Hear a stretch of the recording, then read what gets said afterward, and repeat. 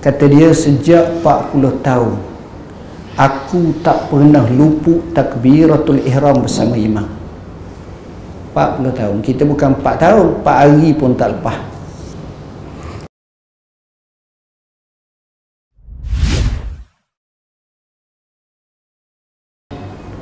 Ustaz Fuad selaku pengerusi majlis yang berusaha yang amat saya kasihi, Tuan Haji Murad dan juga seluruh keluarganya yang budiman, tak lupa kepada masyayikh, Ustaz Mudir Dar Widat dan juga guru-gurunya dan peserta-pesertanya, tak lupa kepada sahabat lama kami Sahibul Fadilah Ustaz Zahiruddin, seterusnya Ashabul Fadilah, masyayikh, tuan-tuan guru, para alim ulama, anak-anak, seterusnya muslimin muslimat yang saya kasihi sekalian. Pertama dan selamanya kita rapatkan setinggi syukur pada Allah. Antara nikmat yang Allah bagi pada kita adalah nikmat kita dapat menjalani ibadat kepada Allah. Sebenarnya perkara ini kita nampak kecil, tapi amat besar di sisi Tuhan. Ibadat ini adalah matlamat kehidupan manusia. Tak ramai yang mampu beribadat. Kalau banciang dibuat, kita akan dapati angka yang menggerung dan menakutkan. Ramai yang ponteng solat walaupun usianya senja, dan ramai yang acuh tak acuh. Dan ini merupakan ujian yang besar dalam kehidupan seseorang itu. Pada malam ni insya-Allah, mudah-mudahan ia berbekas dalam hati kita, dalam sanubari kita. Kita nak bincang sikit tajuk yang amat biasa, tetapi kita cuba untuk membedahnya, menganalisanya, mentelaahnya dan melihat dari pelbagai aspek agar ia menjadi kasih sayang dan motivasi serta inspirasi pada kita untuk meneruskan ibadat tersebut. Justru tajuk pada malam ni kita tajukkan dengan ringkas, iaitu solat berjemaah. Apa ada di sebalik perintah Rasul, perintah Allah supaya kita melaksanakan solat berjemaah? Solat berjemaah ini adalah solat sekurang-kurangnya ada makmum, ada imam. Seorang sama seorang pun tak apa. Solat berjemaah adalah solat berlaku niat untuk bersama imam oleh makmum. Solat berjemaah adalah solat yang digesa oleh Rasulullah sallallahu alaihi wasallam. Justru yang pertama kita nak bincangkan di sini ialah apa sebab kita perlu solat berjemaah. Sebab yang pertama adalah sebuah gandaan yang luar biasa solat berjemaah berbanding solat seorang-seorang. Dalam hadis yang masyhur, Rasulullah sallallahu alaihi wasallam bersabda, "Salatul jama'ati afdalu min salatil fardhi bi 27 darajah." Wa fi riwayatin bi 25 darajah. Maksudnya solat berjemaah lebih afdal jauh daripada sembahyang seorang-seorang dengan 27 darjat. Satu riwayat dengan 25 darjat. Tuan-tuan bayangkan, satu dengan dua, orang akan pilih dua. Satu dengan dua, orang pilih dua. Awak digaji RM1, awak digaji RM2 sejam, kita pilih dua dah. Maka tidak cerdik yang amat sangat bila pilih satu. Bayangkan kalau 27, satu angka yang di luar kemampuan kita. Kerana itu ada orang zaman dulu, bila dia terlepas semayang solat berjemaah, dia semayang 27 kali. Walaupun itu mukhalafah dari segi sunnahnya, nak menggambarkan merasa kerugian yang amat sangat. Bila 1:27 ini, betapa banyaknya beza orang yang sorang-sorang sembahyang 10 tahun dengan orang yang lain 10 tahun sembahyang berjemaah. Jauh yang amat sangat. Jadi poinnya adalah gandaan dan pahalaan yang Allah bagi kepada orang solat berjemaah amat besar dan jauh daripada biasa. Poin yang kedua, bila kita sebut tentang solat berjemaah, maka solat berjemaah itu biasanya dilakukan di masjid, di surau, di balasah, di madrasah, di tempat awam. Masjid dan surau ini, orang yang pergi kepada tempat tersebut akan diminta untuk menjadi syahadah, menjadi saksi tentang kebaikan orang tersebut. Dalam sebuah hadis, Rasulullah sallallahu alaihi wasallam bersabda, "Iza ra'aitumur rajula ya'tadu ilal masjidi fashhadu lahu bil iman." Kalau kamu tengok seorang lelaki beradab, apa makna beradab? Selalu, sentiasa pergi ke masjid untuk solat berjemaah, kamu semua saksikanlah orang tu ada iman. Maknanya, dalam bahasa yang lain, dia selamat daripada sifat orang munafik. Jadi tidakkah memberi satu makna yang baik kepada orang yang selalu datang ke masjid, di mana dia disuruh oleh Nabi sallallahu alaihi wasallam kepada orang lain yang menyaksikannya supaya saksi orang ni ada iman. Itu besarnya kelebihan.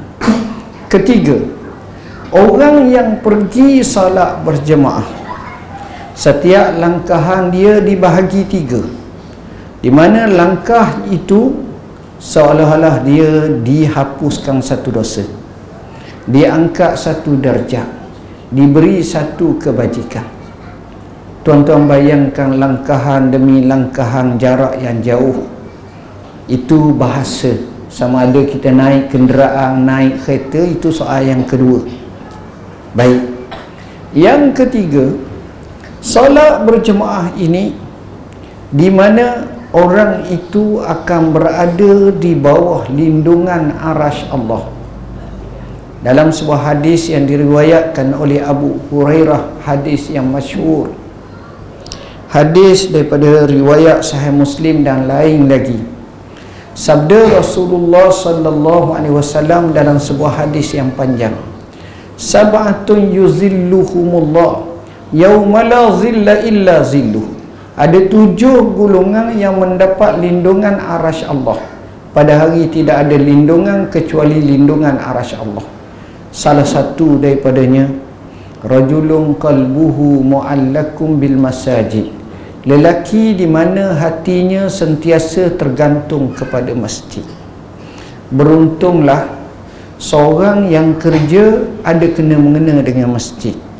Beruntunglah orang yang berada dekat dengan masjid dan surau. Beruntunglah orang yang sentiasa kakinya rengang menuju ke masjid.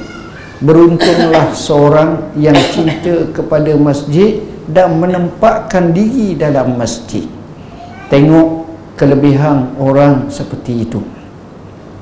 Seterusnya, antara kelebihan mereka yang solat berjemaah ini, di mana orang yang solat berjemaah ini, dia dianggap sebagai riba. Apa makna riba? Seolah-olah dia berada di perbatasan perang, sedang jaga nak lawan dengan musuh.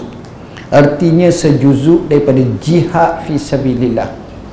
Mereka yang sifatnya ialah dalam riwayat yang sahih menyebut intizarus salah ba'da salah. Dia tunggu solat selepas selesai solat. Dia sudah semayang, kemudian selesai, dia mikir pula nak semayang seterusnya. Dia mikir pula nak semayang. Ini yang memahalkan seseorang itu. Bagaimana nilai kelebihan seorang yang ingat untuk nak solat selepas daripada solat. Dan itulah sifat salafus salih zaman dahulu yang sentiasa jaga tentang solat. Kemudian antara kelebihan solat berjemaah ini kita tengok, orang yang solat berjemaah ghalibnya dia sembahyang pada awal waktu. Jarang orang solat berjemaah di akhir waktu. Pergi mana-mana masjid, pergi mana-mana surau, biasanya 20 minit pertama selepas masuk waktu sudah dilangsungkan solat. Dan itu sudah menjadi kebiasaan. Sama ada setengah 5 minit, setengah 10 minit, setengah 15 minit atau 20 minit. Jarang selepas 2 jam baru semayang. Jadi di sini sudah menjadi kebiasaan orang ni sembahyang awal waktu. Dalam riwayat yang sahih hadis Abdullah ibn Mas'ud, bila mana ditanya Rasulullah sallallahu alaihi wasallam antara amalan-amalan yang baik. Riwayat yang pertama bila dikatakan kepada Nabi ayyul amali afdal, apakah amalan paling afdal? Nabi jawab jihad, Nabi jawab iman billah, beriman kepada Allah. Summa ayyu, apa dia amalan yang paling afdal? Dijawab as-salatu fi waqtiha.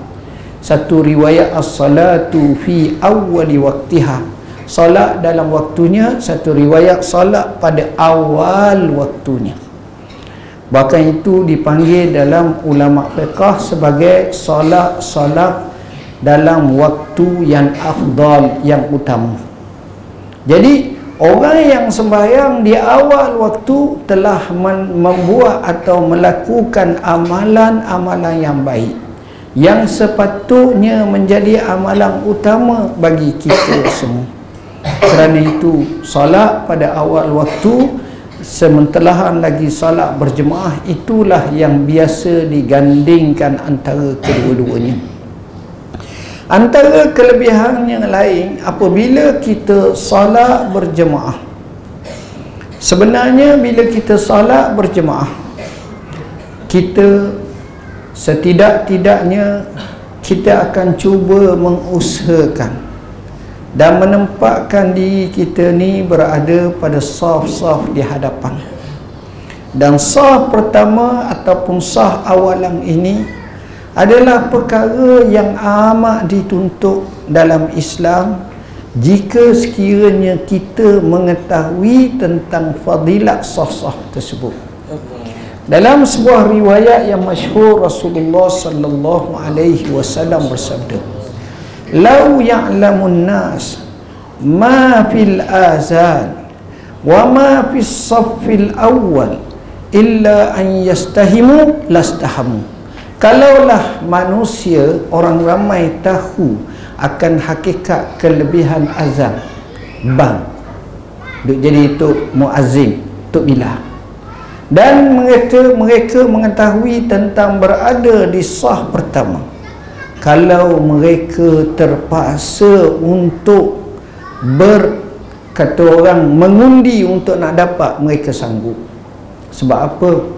Betapa besarnya pahala tukang azan, betapa besarnya pahala berada di saf pertama.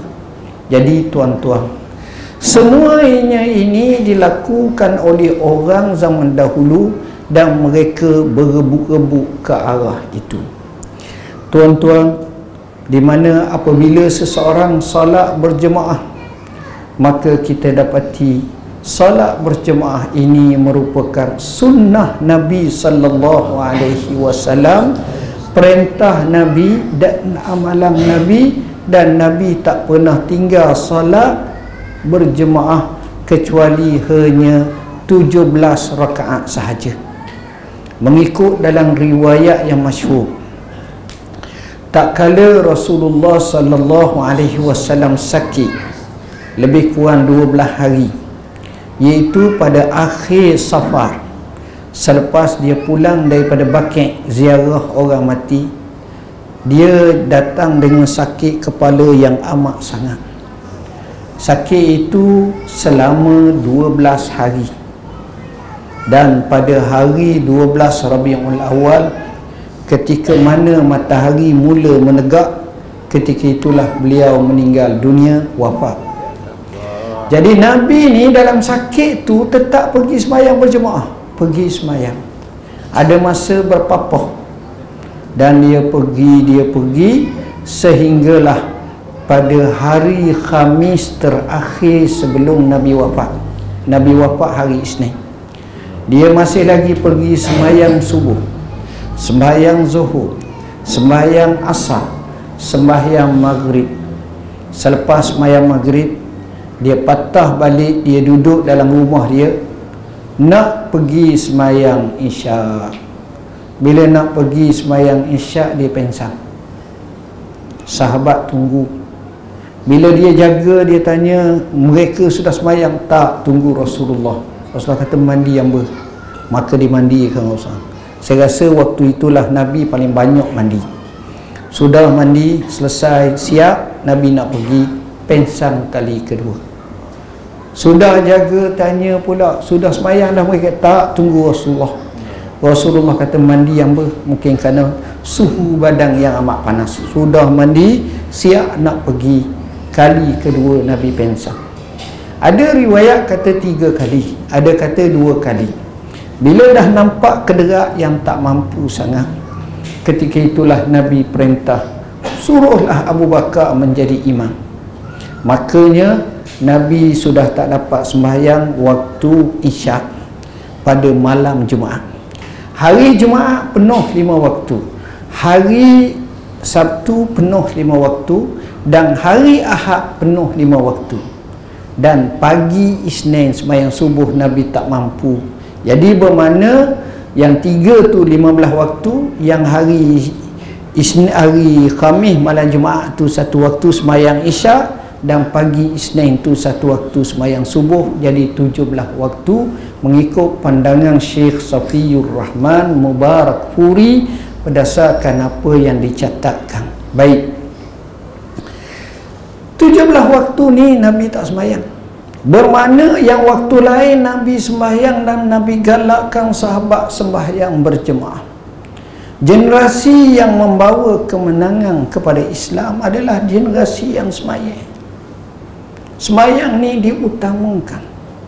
Bahkan itulah membaca sejarah daripada zaman Nabi sampai zaman kegemilangan Islam, sembahyang tak boleh nak tinggal. Terbaru, saya cerita terbaru, saya buat 2 kenyataan dalam kita punya Al-Inarah, dalam Al-Mawaqif. Sebab saya sedikit teruja dan terasa yang amat apabila bumi Syam, Syria. Bumi Syam, Syria ni satu bumi yang amat baik. Bagi saya lah tempat selain daripada Madinah, bagi saya nombor 2 situlah. Dan inilah yang disebut oleh Maulana Abil Hasan Ali Al-Hasani Nadwi. Katanya kalaulah Rasulullah SAW tidak hijrah ke Madinah, nescaya dia akan hijrah ke Halab, Aleppo, Syam. Pertama, suasana orangnya baik, suasananya, tapi jauh lah kalau begitu. Baik, apa yang menariknya ialah bumi Syam ini, kalau kita tengok, dia telah diperintah oleh rejim kuku besi. Dahsyat. Masa saya belajar dulu memang tak berani buka mulut lah. Bukan kita saja, orang Arab pun tak berani. Selama 54 tahun di bawah rejim Asad. Asad bapa Hafiz selama 30 tahun. Asad anak iaitu Bashar selama 24 tahun. Maknanya 54 tahun. Baru-baru ini dideklar oleh Ahmad Syaraf yang mati sahaja tak kurang 1 juta. yang duduk dalam penjara pun sama ratus ribu, yang dibunuh dahsyat. 1 juta tu kira daripada 2013 lalu sampai 2024, 11 tahun. Tapi dengan izin Allah, satu perkara yang amat luar biasa berlaku. Itulah wa makaru wa makarallah wallahu khairul makirin. Mereka merancang, Allah merancang, Allah sebaik-baik merancang. Sebulan sebelum jatuh, saya pergi. Tak nampak sebarang riak akan jatuh. Sistem yang amat porak-peranda, teruk yang amat. Tapi dengan izin Allah, selepas sebulan jatuh. Jatuhnya bermula pada 27 November. Sekarang 10 Disember 2024, mula mereka masuk kota Aleppo atau Halab. Hanya dalam masa sehari.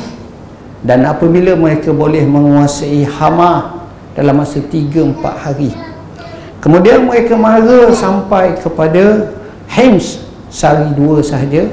Saat yang sama daripada Deir Zor mereka kuasa. Mereka kuasa ke Dar'a, mereka kuasa di Latakia, mereka juga menguasai negeri Suwaidah.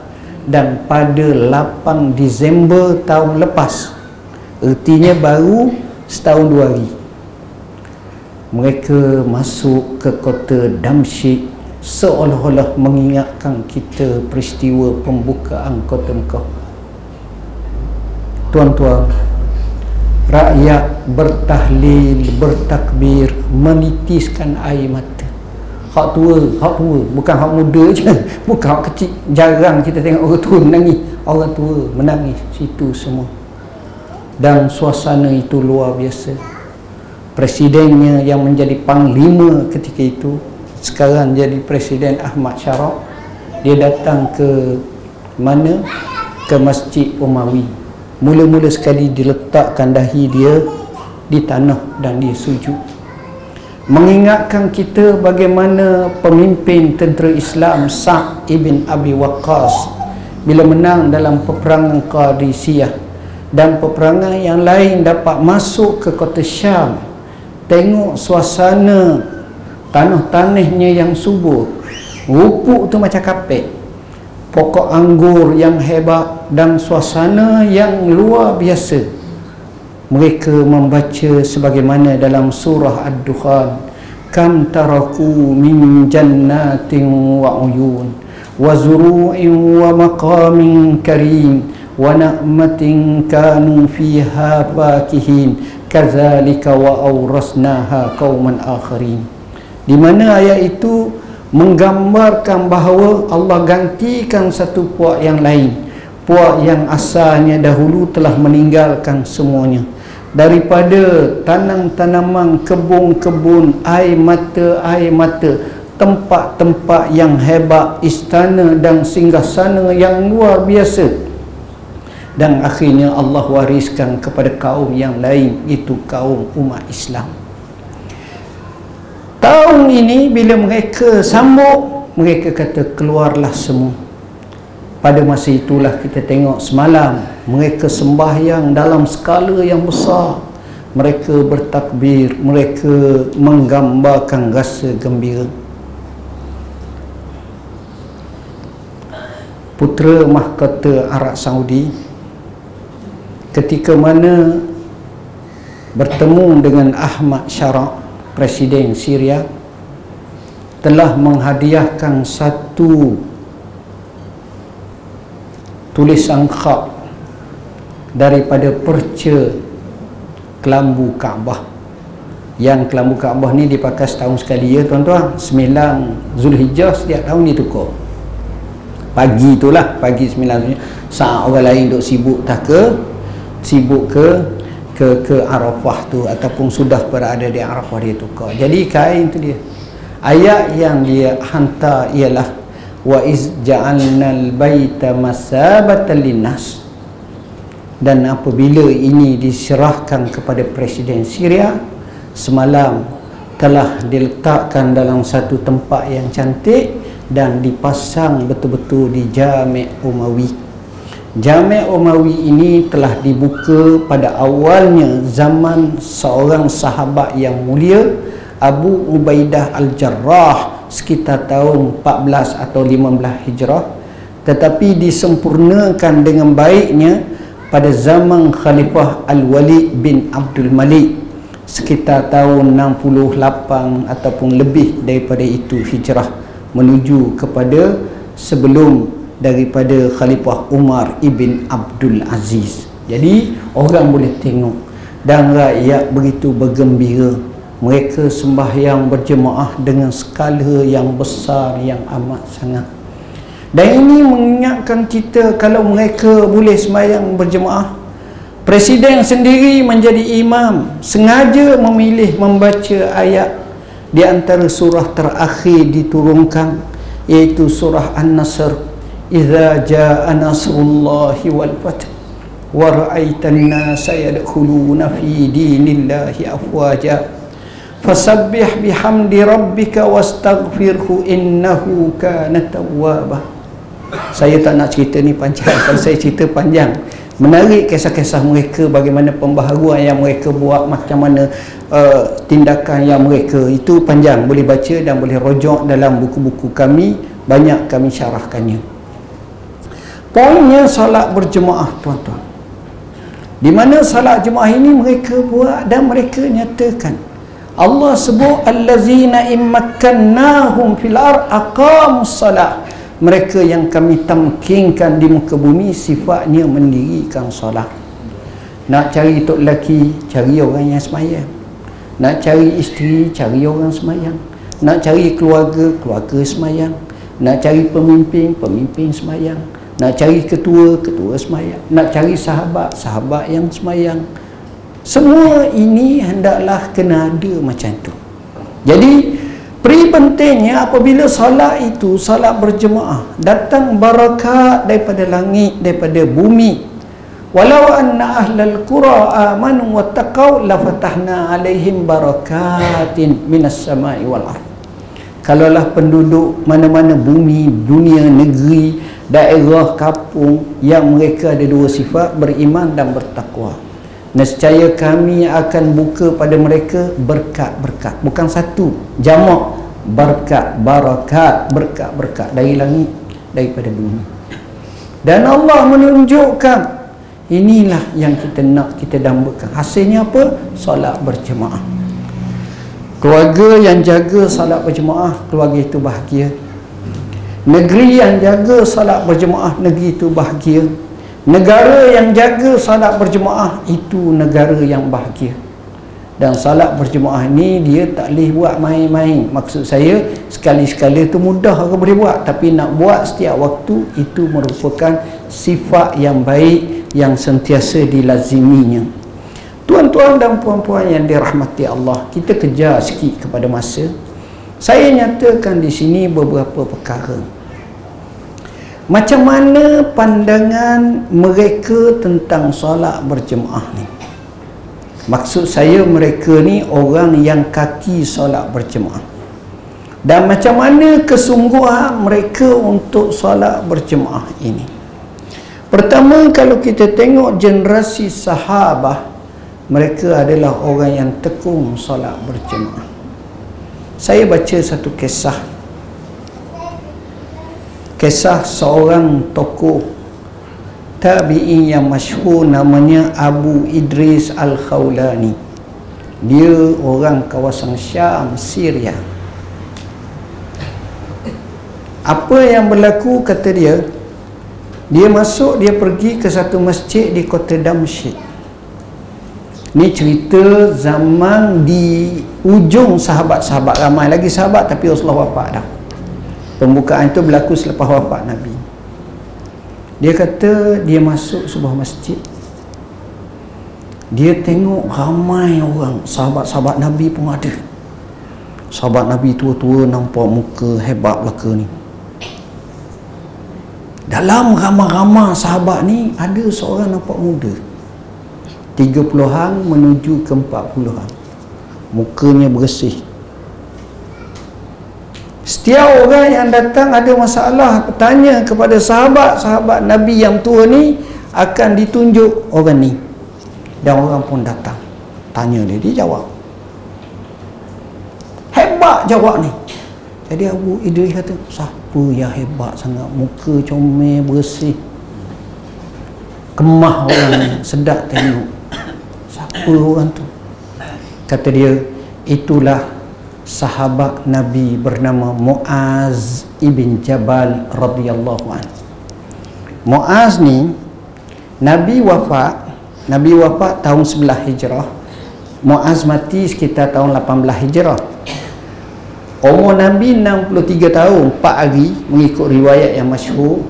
Umur Muaz sekitar 30 tahun lebih. Mana separuh umur Nabi. Dia bukan sahabat kecil sangat, tapi dia. Dan Nabi puji Muaz. Nabi kata, a'lamukum bil halali wal haram Muaz ibnu Jabal.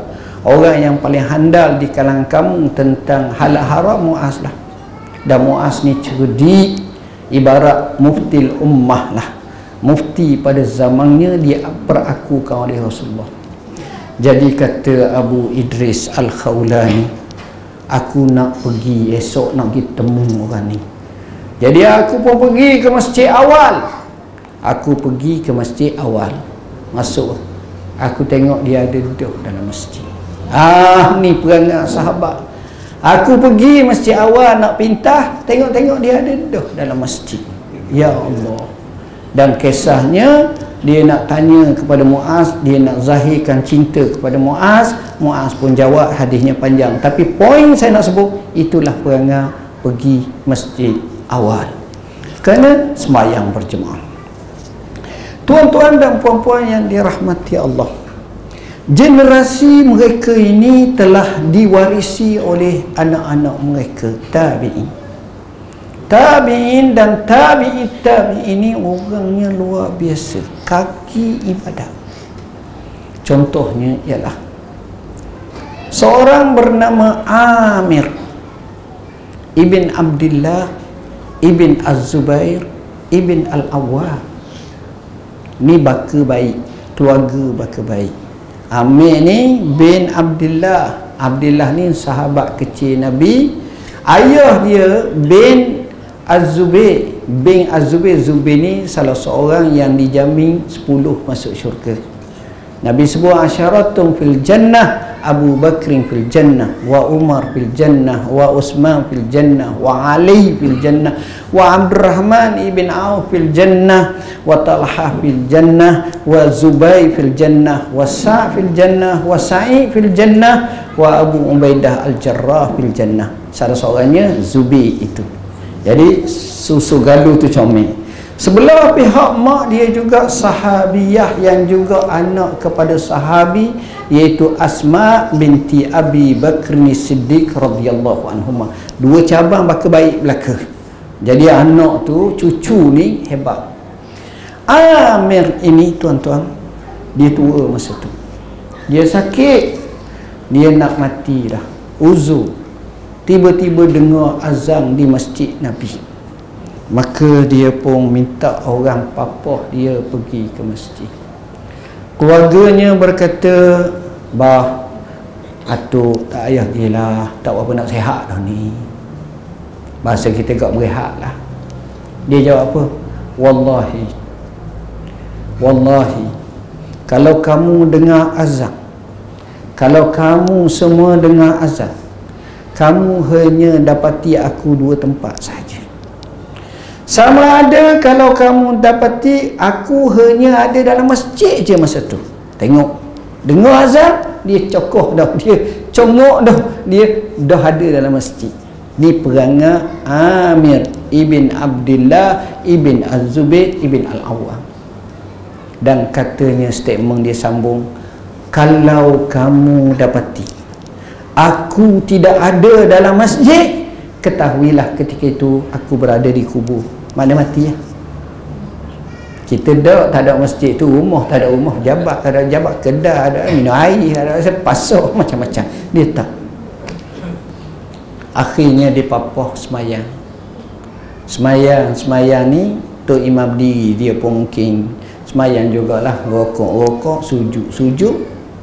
Tok Imam sudah semayang, dia sujud lagi.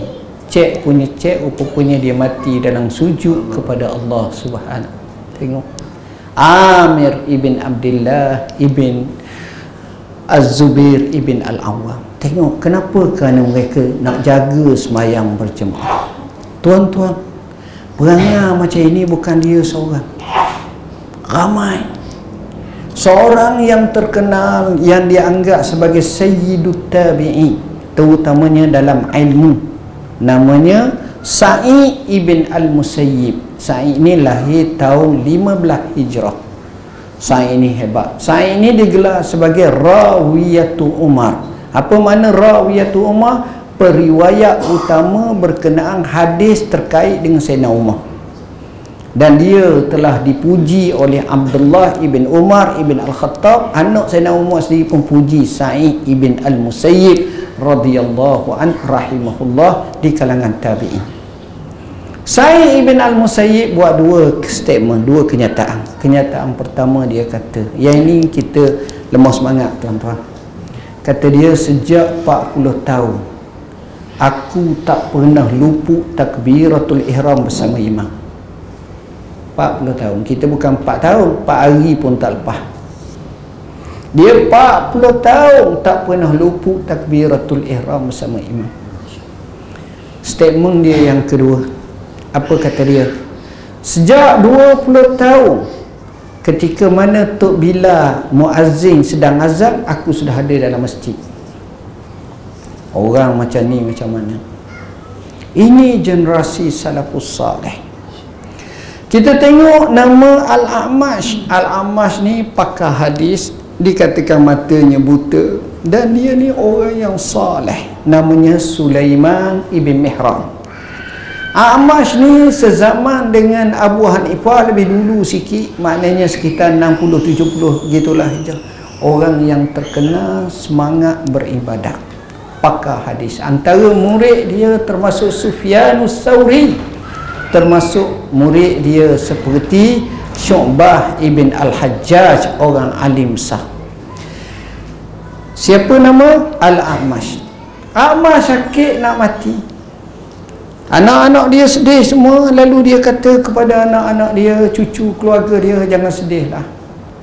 Sekarang abah kamu, atuk kamu nak buka satu rahsia. Apa rahsia?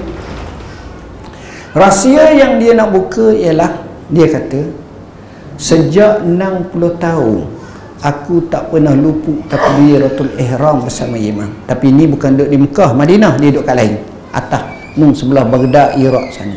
Sejak 60 tahun aku tak pernah luput takbiratul ihram bersama imam. Apa makna?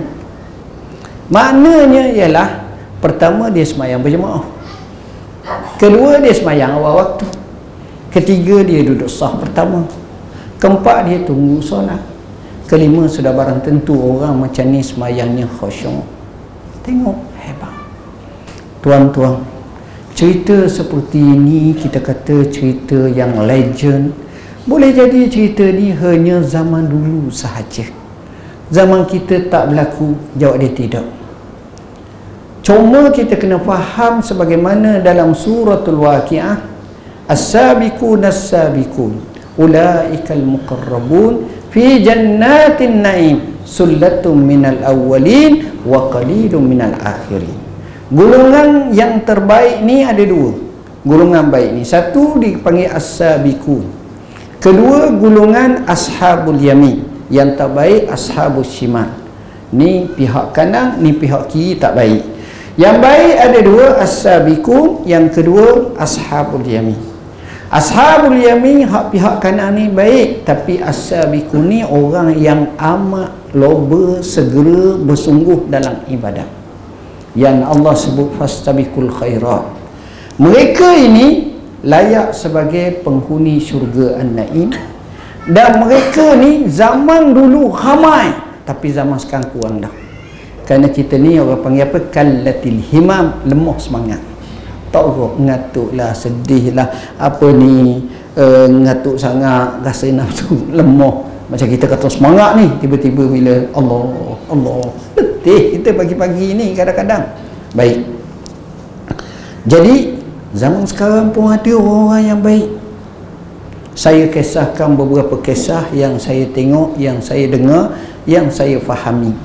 Kisah antaranya ada seorang lelaki, dia duduk di Ha'il. Ha'il ni kalau negeri di Saudi ni, Riyadh, sebelah Riyadh ni nama negeri tu Ha'il. Dia macam kampung sikit, tak macam Riyadh maju. Ha'il ni jauh lah daripada Madinah tu, mungkin 1000 km jugalah kot, jauh. Ada seorang lelaki namanya Fairuz, ada gambar dia hitam, saya tengok gelap lah, bukan untuk saya, bukan orang cerah, gelap sikit. Orangnya amat baik, dia hidup sebatang kara, sama ada isteri dia mati dulu, anak tak ada ke apa, hidup. Tapi satu perangai dia, setiap hari, setiap waktu dia sembahyang di masjid. Dan dia pesan kawan-kawan dia, jemaah dia hak dekat-dekat ni, dia bukan jadi tok imam, dia jadi biasa. Dia pesan apa? Dia kata, tuan-tuan, kalau Zuhur saya tak datang, tuan-tuan tengok, kalau Asar saya tak datang, lagi 2 waktu je, Zuhur tak datang, kemudian Asar tak datang, nak minta tolong, pergilah rumah saya, kok saya mati. Dia pesan. Sebab banyak negara-negara maju yang mereka cerita kat saya, seperti Jepun, seperti Korea, yang seorang tua, laki ke perempuan duduk seorang-seorang, jiran dia baru busuk, tengok-tengok mati, berulak dah, buruk dah, menang 7-8 hari, 2 minggu dah, baru pecah. Jadi dia tak nak macam tu, dia mati.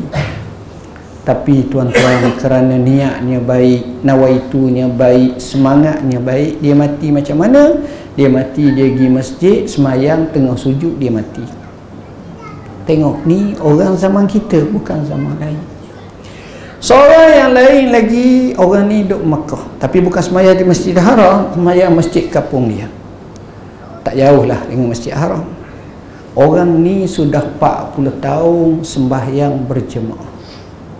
Dah apa herannya, Tok Imam kita pun ada semayang, Tok Bilal kita pun ada semayang. Herannya, beliau bernama Abdullah Al-Asiri.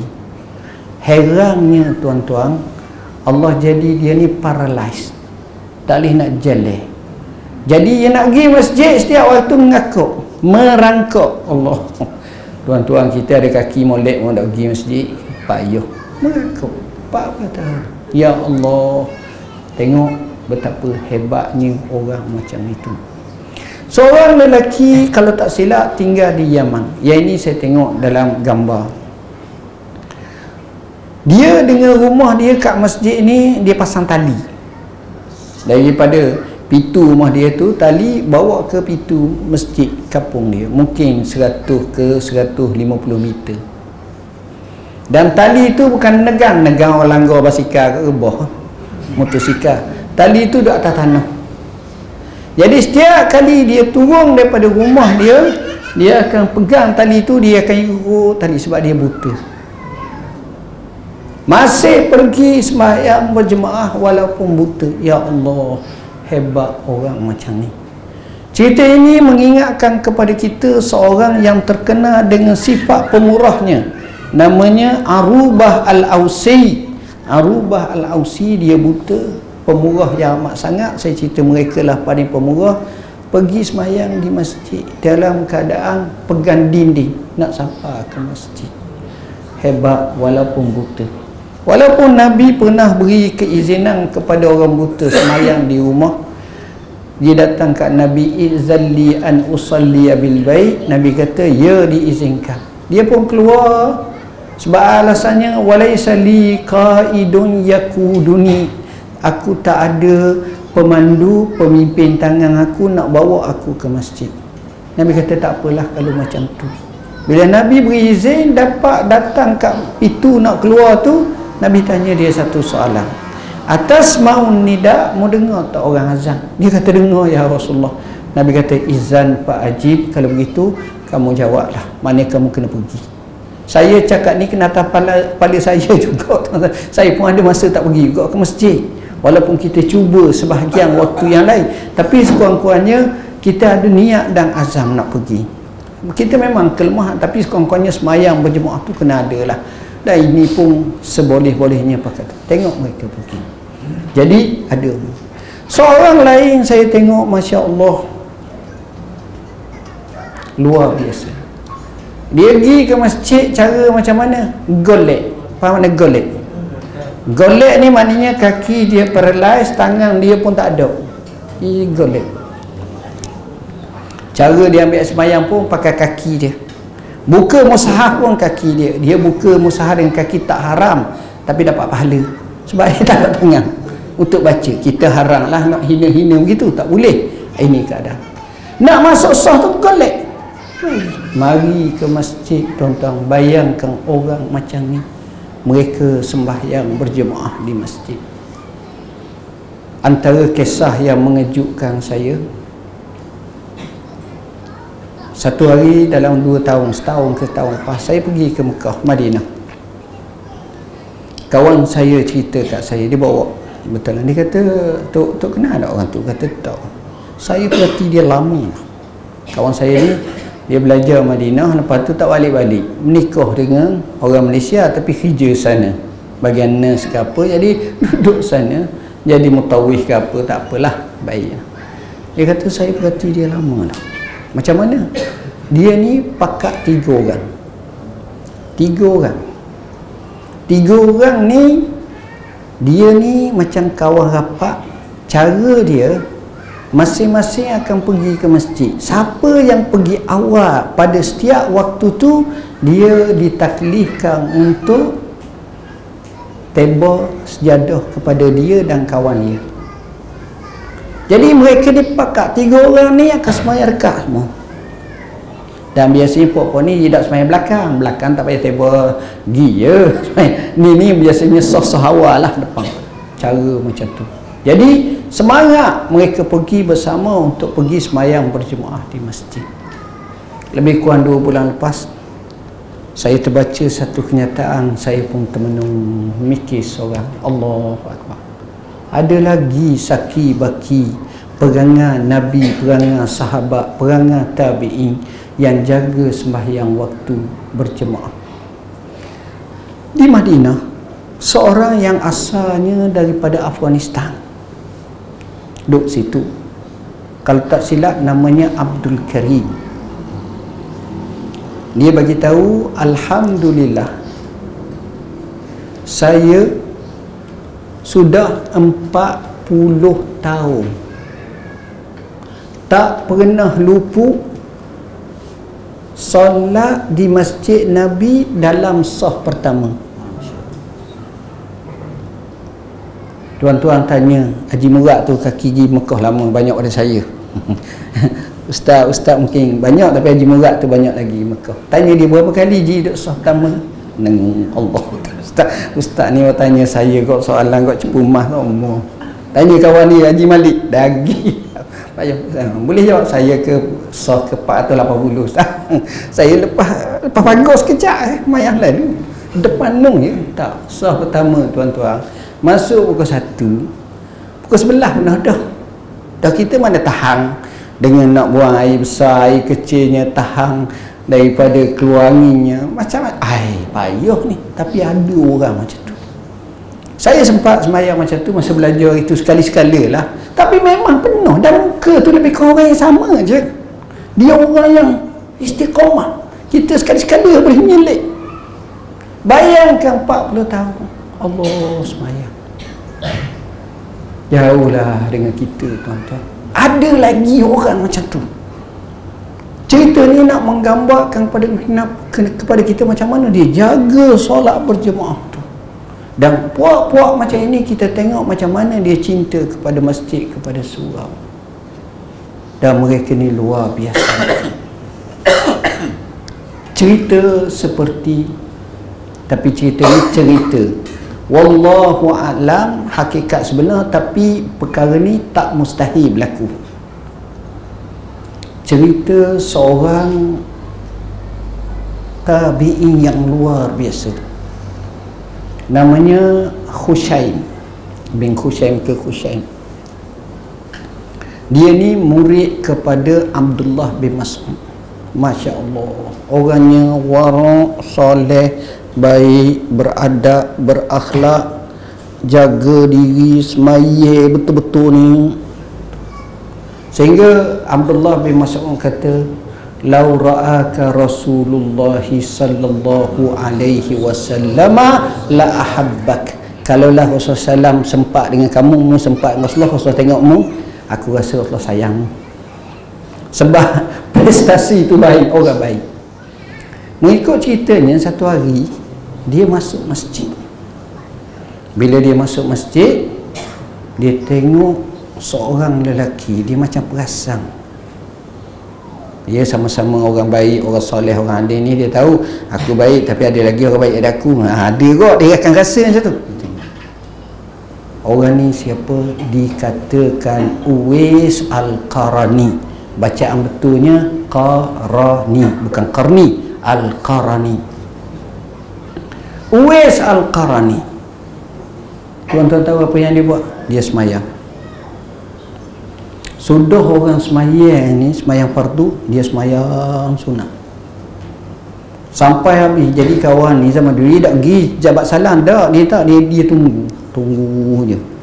Sampailah waktu asar, sudah semayang asar, dia tak semayang lah. Lepas asar mana boleh semayang, katakan. Dia zikir sampai maghrib, semayang zikir sampai isyak, sampai dia tunggu. Dia kata aku tak tahan dah, kalau orang macam ni, mereka ni tak boleh ganggu.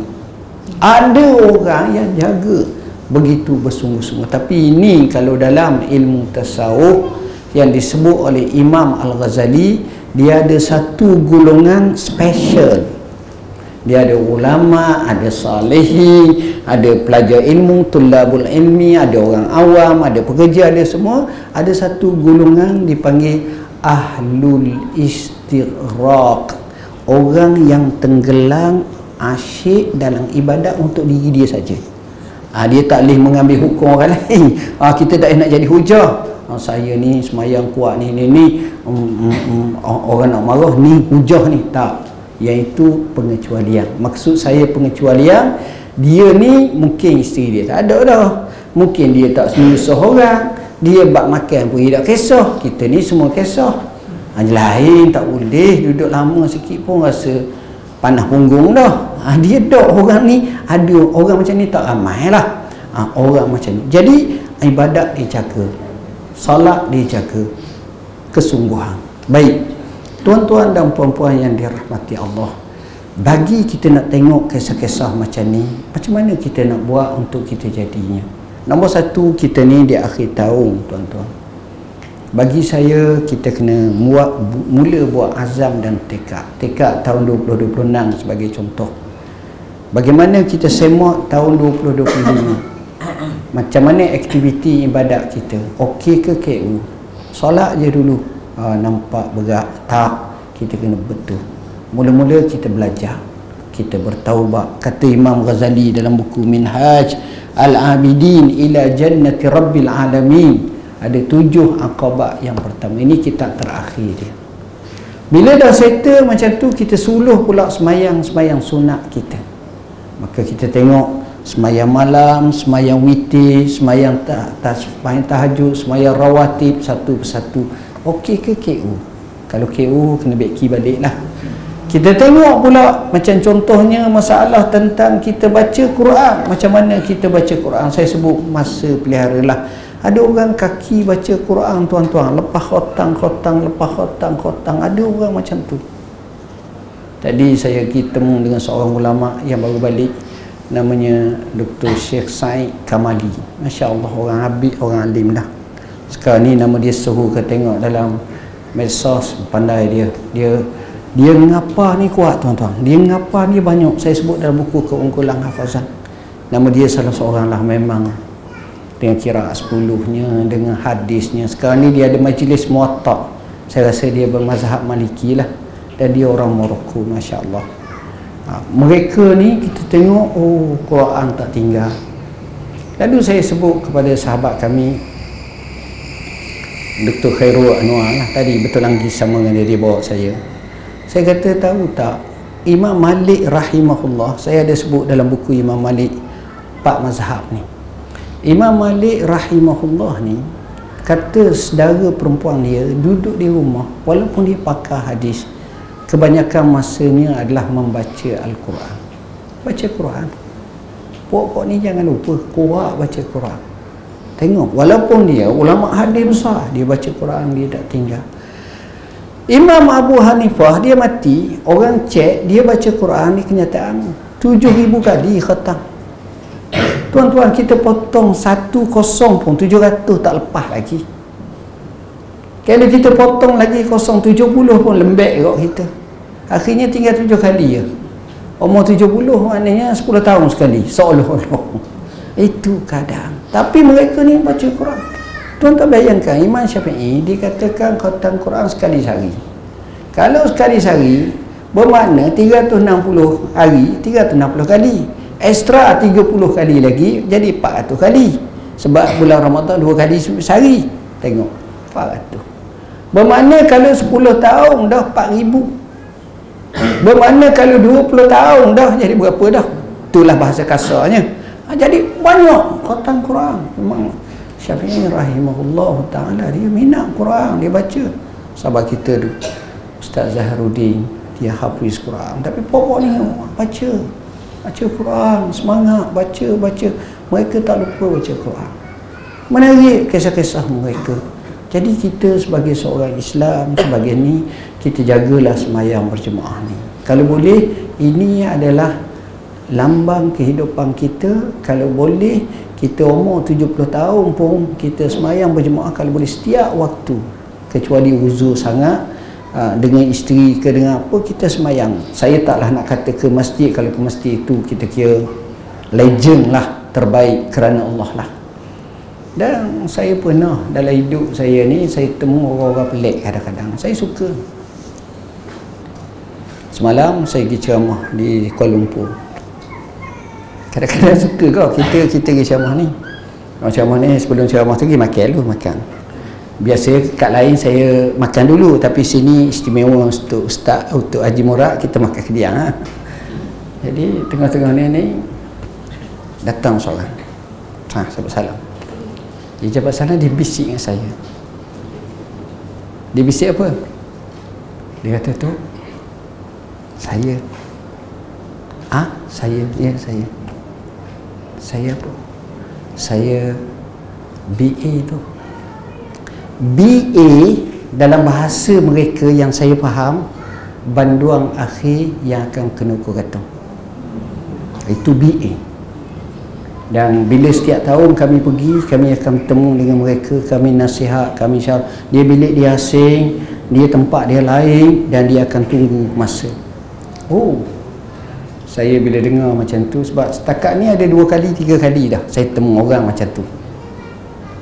Temu saya pun bangun, sebab saya tak akan cakap lah depan orang ramah. Saya pun bawa dia tepi tu, masa sudah makan saya tanya.